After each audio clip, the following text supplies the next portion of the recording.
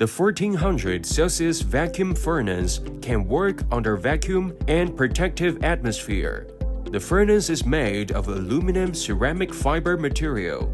U-shaped silicon carbon rods are distributed on both sides of the furnace to ensure good temperature uniformity.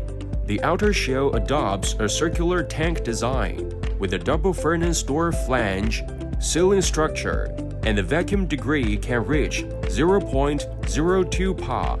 Oxygen content in the furnace is low. An inert protective gas can be introduced. This product is widely used for heat treatment of cemented carbide, ceramics, powder metallurgy materials, alloy grinding tools,